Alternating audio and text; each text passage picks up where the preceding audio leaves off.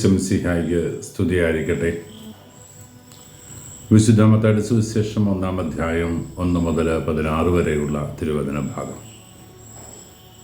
ഇന്ന് പരിശുദ്ധ അമ്മയുടെ മാതാപിതാക്കളായ വിശുദ്ധ യോവാക്യമിൻ്റെയും അന്നയുടെയും തിരുനാള് സഭ ആചരിക്കുകയാണ്.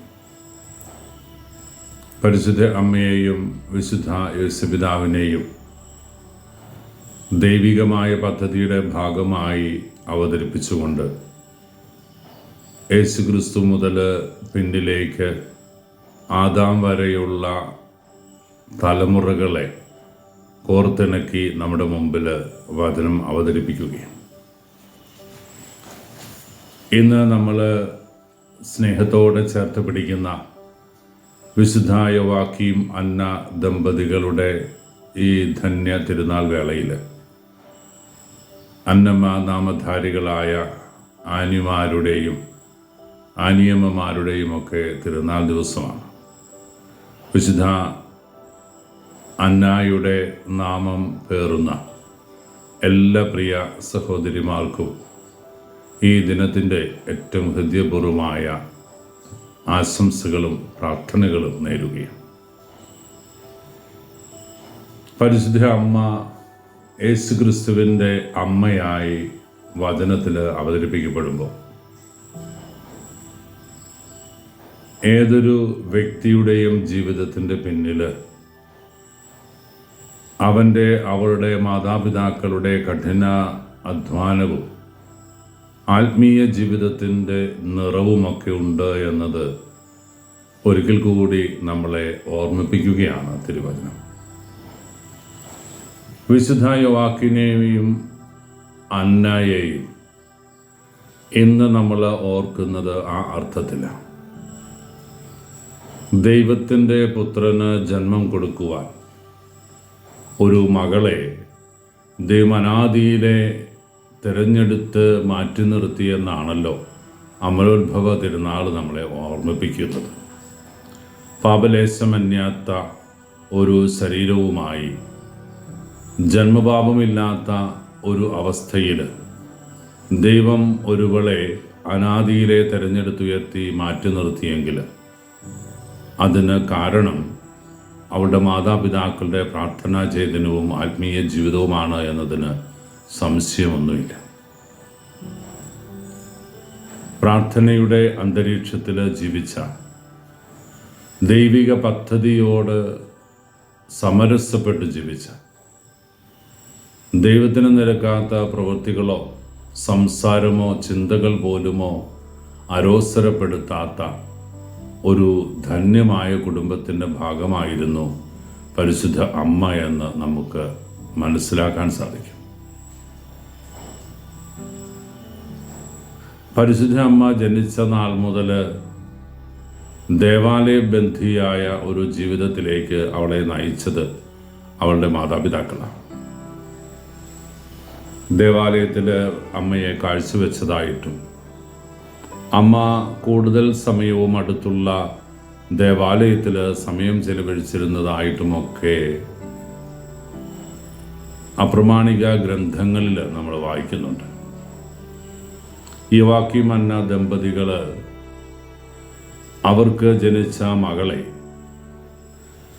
ദൈവപ്രീതിയിൽ വളർത്തിക്കൊണ്ടുവന്നു എന്നതാണ് ഏറ്റവും അടിസ്ഥാനപരമായ യാഥാർത്ഥ്യം. ആ കാലഘട്ടത്തിലെയും ആ ഒരു പ്രായത്തിലെയും കുഞ്ഞുങ്ങൾ കടന്നു പോകേണ്ട ചപലതകളിൽ നിന്ന്, പാപമേഖലകളിൽ നിന്ന് ദൈവത്തിൻ്റെ പദ്ധതിയോട് ചേർത്ത് വെച്ച് അവളെ ഒരുക്കുകയായിരുന്നു അവളുടെ മാതാപിതാക്കൾ.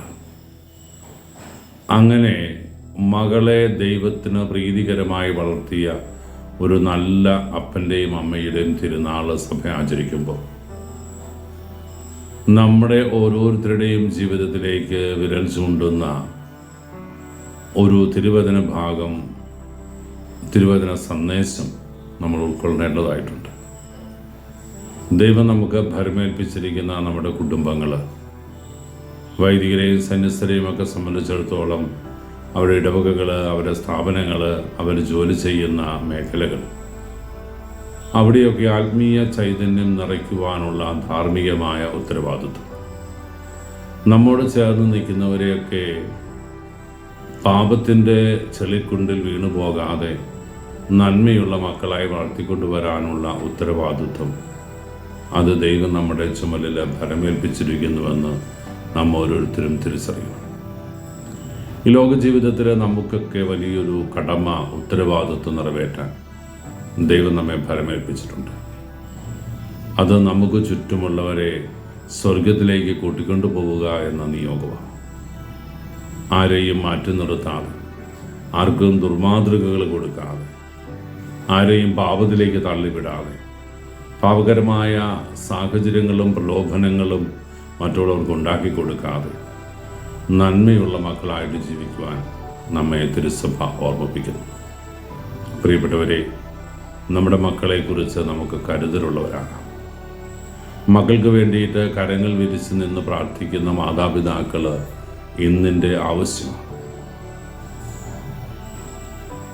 യുവജനങ്ങൾ പാപത്തിലേക്ക്, തിന്മയിലേക്ക്, രാസലഹരിയിലേക്ക്, മയക്കുമരുന്നിലേക്കൊക്കെ വീണു പോകുന്ന ഒരു കാലഘട്ടത്തിൽ ദൈവസന്നിധിയിലേക്ക് ഉയരുന്ന മാതാപിതാക്കളുടെ കരങ്ങൾ ആ മക്കൾക്ക് ചുറ്റും സംരക്ഷണ വലയം തീർക്കുമെന്ന കാര്യത്തിൽ നമുക്കാർക്കും രണ്ടഭിപ്രായം ഉണ്ടാകില്ലല്ലോ. അതുകൊണ്ട് സീരിയൽ പ്രണയത്തിൻ്റെയും ലോകത്തിൻ്റെ വിളികളുടെയും ജഡമോഹങ്ങളുടെയും പാപലോകത്തിൻ്റെയും പിടിയിൽ അമർന്നു പോകാതെ, നമ്മുടെ സമയം വൃഥ ചെലവഴിക്കാതെ പ്രാർത്ഥനയിൽ, ആത്മീയ ജീവിതത്തിൽ, ദേവാലയബന്ധിയായ വിശുദ്ധ കുർബാനയിലും കുടുംബ പ്രാർത്ഥനയിലും ഒക്കെ സജീവമായി പങ്കെടുത്ത് നമ്മുടെ മക്കൾക്ക് മാതൃകകളായി തീർന്നുകൊണ്ട് നല്ല കുടുംബജീവിതങ്ങൾ നയിക്കുവാൻ നമുക്ക് ഒരുമിച്ച് ആഗ്രഹിക്കാം. ആയിരിക്കുന്ന അവസ്ഥയിൽ ദൈവം നമ്മളെ കൈപിടിച്ചുയർത്തട്ടെ. ഒരിക്കൽ കൂടി അന്നാമ്മമാർക്കെല്ലാം തിരുനാളിൻ്റെ മംഗളങ്ങൾ ഹൃദയപൂർവ്വം ആശംസിക്കുന്നു. കർത്താവ് മിശിഹായുടെ കൃപയും പിതാവായ ദൈവത്തിൻ്റെ സ്നേഹവും പരിശുദ്ധാരൂപിയുടെ സഹവാസവും നാം എല്ലാവരും കൂടി ഉണ്ടായിരിക്കട്ടെ, ഇപ്പോഴും എപ്പോഴും എന്നേക്കും.